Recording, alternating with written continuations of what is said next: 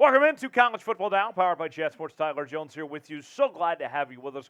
Coming up on today's show, we have the latest happenings in the world of college football, as we'll tell you about the latest from the transfer portal, who's in, who's out. Also, an update on the coaching search at Purdue. We'll break that all down and more coming up in just a few moments from right now. Before we do, I want to make sure that you're subscribed to the channel here at Chat Sports, as we are covering college football like no one else is, with daily news and rumors segments, the latest from the portal, counting you down to the college football playoff.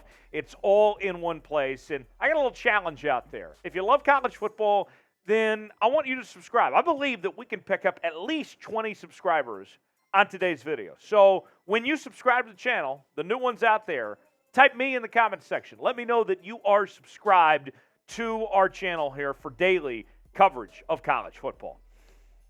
We begin today looking at the latest from the transfer portal. Big name, Grayson McCall from Coastal Carolina has jumped into the portal. And this could be a big pickup for somebody, as Grayson McCall was one of, if not the best quarterbacks in the group of five the last couple of seasons, helping take Coastal Carolina to heights they've never seen before.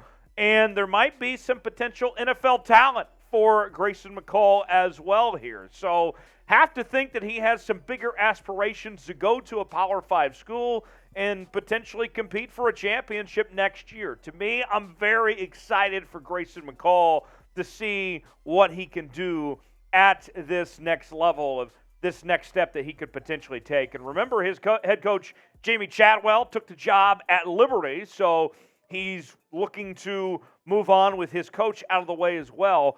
Ultimately, where will Grayson McCall end up? I don't know exactly where he'll go, but I will say this much. Grayson McCall is going to go to a really good program. He deserves it. He is a name to watch, and I think any program would be lucky to have Grayson McCall with the talent that he brings, not only as a runner, but also as a passer as well. Watch out. Let me know in the comments section, where will Grayson McCall go? Give me a school that comes to mind that you think would be a good fit for Grayson McCall. You might get an ad break. If so, take advantage of it. Get your votes in and tell me where you think Grayson McCall will end up. A couple more names in the portal include linebacker Nick Johnson from Virginia. He has joined the list. And one of the better running backs to now be a part of the list as well includes MarShawn Lloyd, running back from South Carolina. He's also in the fold as well. South Carolina has already lost a number of guys to the portal. Remember, Austin Stogner announced last week that he was returning to the University of Oklahoma after playing tight end there at South Carolina. And then another name, wide receiver Kaden Prather from West Virginia enters the portal. Neil Brown coming back as West Virginia's head coach next year, but doing so without Prather. And also, remember, JT Daniels also entered the portal as well, so West Virginia seems to be losing some pieces. Let's talk about commitments now, some names that are going to new places with this upcoming 2023 season. They include Caleb Banks going to Florida from Louisville. Then Jamil Mohammed from Georgia State makes a big jump up to USC. Meanwhile, JaMarcus Shepard, cornerback at Cincinnati, he goes from the group of five to Maryland in the ACC. And JaMarcus Shepard was a first-team all-conference player in the American Athletic Conference last year. Then there's Arlen Harris from Stanford. Remember, Stanford made a coaching change, moving on from David Shaw. He goes to Iowa State. Iowa State has been a pipeline for NFL running backs over the last few years with the names like Breece Hall, David Montgomery. He wants to add himself to that list. Virginia gets a quarterback from Monmouth. That is Tony Muskett, considered one of the top FCS quarterbacks on the market, and then one of the top tight ends on the market from South Carolina as well. The other tight end besides Stogner, gone from South Carolina, Jaheim Bell, makes his way to Florida State. Some more commitments of note include Justin Jacobs, linebacker from Iowa. He's headed to Oregon. Theo Wease from Oklahoma is headed to Mizzou. Remember, he was in the portal last year, ultimately came back to Oklahoma. This time around, though, he heads to the SEC. Jordan Miller, running back from Miami, he's going to SMU. Meanwhile, Oregon, another big commitment, picks up Traeshon Holden, wide receiver from Alabama. And then Oklahoma State, we talked about it last week, how many guys they lost to the portal. Well, now they get a good gain here as they pick up Dezon Stribling, wide receiver from Washington State. Today's big winner, I felt, was the Oregon Ducks, bringing in Justin Jacobs as well as Traeshon Holden here. And for me, it was Holden in particular that caught my eye of the big win for this Oregon team. Remember, they had a new head coach this past year in Dan Lanning, and everybody expected the Oregon Ducks to take a significant step back, and they weren't a bad football team at all this past year. They were contending for the Pac-12, and then things kind of got out of hand late. But nonetheless, you bring in some key contributors like Holden here, former four-star wide receiver, and a West Coast guy. You're essentially bringing him close to home here. And he's got size, 6'3", 208, just a junior, still has some more years of eligibility. And last year at Alabama, even with all the weapons that Alabama team had, still is a pretty decent contributor. 25 catches, 331 yards, 6 touchdowns. You have to think that he is going to be one of the key pieces for this Oregon offense in 2023, that his play is going to go up another notch from there. So, which school has been the biggest winner in the transfer portal so far?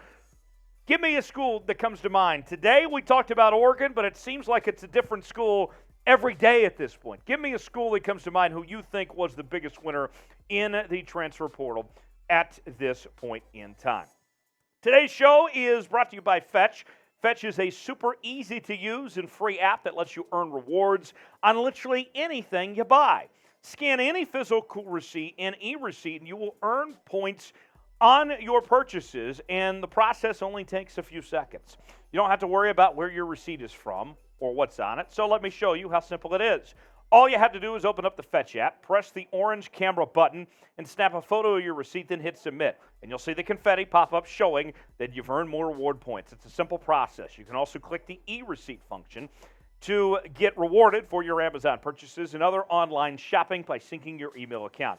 You can then redeem those points for gift cards at Amazon, Starbucks, and hundreds of retailers and restaurants available. Fetch is available on iPhone as well as Android. Use our link, chatsports.com/fetch, and enter the promo code CHAT at sign up for 5,000 points when you scan your first receipt. That's the equivalent of a free $5 gift card to get started. It's a free app, and the 5,000 bonus points is only for a limited time. So get started now. Chatsports.com/fetch.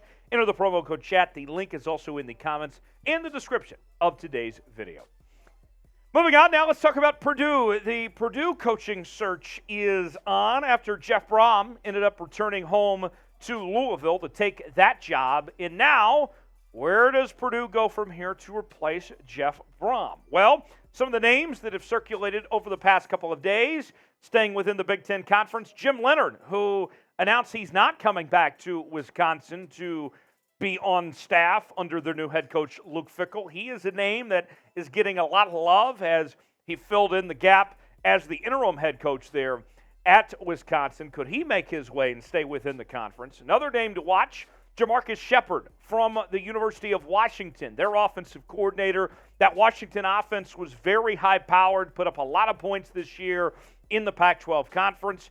And then, how about Ryan Walters? Ryan Walters, considered a rising star in college football, did an incredible job as the defensive coordinator to Illinois under head coach Brett Bielema. That Illinois team was the best team we saw in a very long time. And if you want to point to something in particular about Ryan Walters, go back and watch that Illinois-Michigan game when Michigan, who has been a dynamic offense all year long, Illinois shut them down offensively. And Ryan Walters did a great job getting his team ready for that game and some of the calls he made. Another name to watch, Todd Monken, the offensive coordinator at Georgia, helped lead them to a national championship a year ago. #1 seed this time around, an undefeated record. And to think what he's been able to do with Stetson Bennett, to get Stetson Bennett to New York for the Heisman ceremony was just unbelievable. Whether you like Stetson Bennett or not, nonetheless, the fact that Todd Monken was able to engineer an offense to get him there says a lot about Todd Monken, and his past success includes what he was able to do to Oklahoma State and also stops in the NFL. Todd Monken has been able to adapt everywhere he goes. And then there's Bill O'Brien from Alabama, the offensive coordinator there, former head coach, of course, of the Houston Texans and at Penn State. Somebody to watch in mind as well. Bill O'Brien, have to think he's going to get a job sooner rather than later as well. I know things didn't work out well at the end with the Texans, but we know he knows football, and he did a good job on the recruiting trail when he was at Penn State as well. Already has been in this league prior when he was there with the Nittany Lions. So with that, who will be the next head coach at Purdue? Will it be one of those names we mentioned or somebody else we did not mention on today's show? Let me know in the comments section below who you think will be the next head coach of the Boilermakers. Now, here's the reality of things, though. This is the truth of the matter when it comes to Purdue, folks. It's not a good job. Simple as that. I mean, this is a program that has only been to 21 bowl games in their history, including this year. They've been a mid-pack Big Ten team, have not won a conference title since 2000, okay? And not to mention, Lafayette is not considered a great place to live. So those guys, I think if I'm this Purdue program, I'd be happy to take any of the 5 guys we mentioned if you can convince somebody to actually go to Purdue. Because eventually there's a ceiling. And that's what Jeff Brom figured out, that there wasn't much farther you could take that program to go with where their limitations are within the Big Ten Conference there. Is Purdue a good job? I don't think it is. What about you, though? Tell me I'm wrong. If you think I'm an idiot, that's okay. Tell me in the comment section, is Purdue a good job or not? Y for yes, in for no. As always, you can follow me on social media, Twitter and Instagram at Tyler Jones Live, and I'll see you next time right here on College Football Now.